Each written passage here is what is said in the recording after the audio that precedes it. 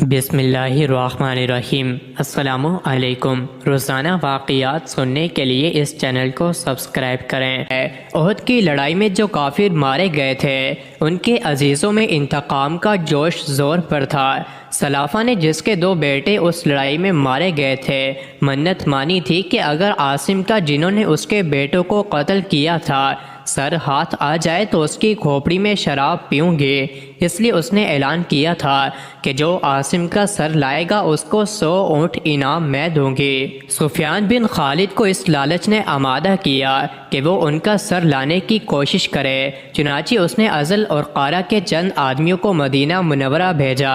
ان لوگوں نے اپنے آپ کو مسلمان ظاہر کیا اور حضور اقدس صلی اللہ علیہ وآلہ وسلم سے تعلیم و تبلیغ کے لیے اپنے ساتھ چند حضرات کو بھیجنے کی درخواست کی، اور حضرت عاصم رضی اللہ عنہ کو بھی ساتھ بھیجنے کی درخواست کی کہ ان کا ویس پسندیدہ بتلایا۔ چنانچہ حضور صلی اللہ علیہ وآلہ وسلم نے 10 آدمیوں کو اور بعض روایات میں 6 آدمیوں کو ان کے ساتھ بھیج دیا، جن میں حضرت عاصم رضی اللہ عنہ بھی تھے۔ راستے میں جا کر ان کے لے جانے والوں نے بدعہدی کی اور دشمنوں کو مقابلے کے لیے بلایا جو 200 آدمی تھے، اور ان میں سے 100 آدمی بہت مشہور تیر انداز تھے۔ بعض روایات میں ہے کہ رسول اللہ صلی اللہ علیہ وآلہ وسلم نے ان حضرات کو مکہ والوں کی خبر لانے کے لیے بھیجا تھا۔ راستے میں بنو لحیان کے 200 آدمیوں سے مقابلہ ہوا۔ یہ مختصر جماعت 2 آدمیوں کی یا 6 آدمیوں کی یہ حالت دیکھ کر ایک پہاڑی پر جس کا نام فد تھا چڑھ گئی۔ کفار نے کہا کہ ہم تمہارے خون سے اپنی زمین رنگنا نہیں چاہتے، صرف اہل مکہ سے تمہارے بدلے میں کچھ مال لینا چاہتے ہیں، تم ہمارے ساتھ آ جاؤ، ہم تم کو قتل نہ کریں گے۔ مگر انہوں نے کہا کہ ہم کافر کے عہد میں آنا نہیں چاہتے، اور ترکش سے تیر نکال کر مقابلہ کیا۔ جب تیر ختم ہو گئے تو نیزوں سے مقابلہ کیا۔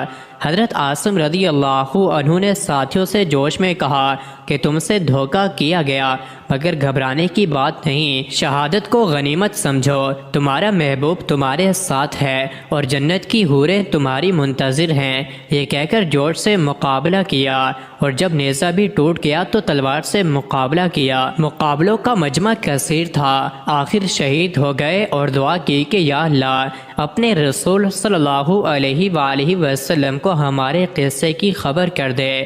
چنانچہ یہ دعا قبول ہوئی، اور اسی وقت اس واقعے کا علم حضور صلی اللہ علیہ وآلہ وسلم کو ہو گیا، اور چونکہ عاصم رضی اللہ عنہ بھی سن چکے تھے کہ سلافہ نے ان کے سر کی کھوپڑی میں شراب پینے کی منت مانی ہے، اس لیے مرتے وقت دعا کی کہ یا اللہ میرا سر تیرے راستے میں کاٹا جا رہا ہے، تو ہی اس کا محافظ ہے۔ یہ دعا بھی قبول ہوئی، اور شہادت کے بعد جب کافروں نے سر کاٹنے کا ارادہ کیا تو اللہ تعالیٰ نے شہد کی مکھیوں کا اور بعض روایات میں بھڑوں کا ایک غول بھیج دیا، جنہوں نے ان کے بدن کو چاروں طرف سے گھیر لیا۔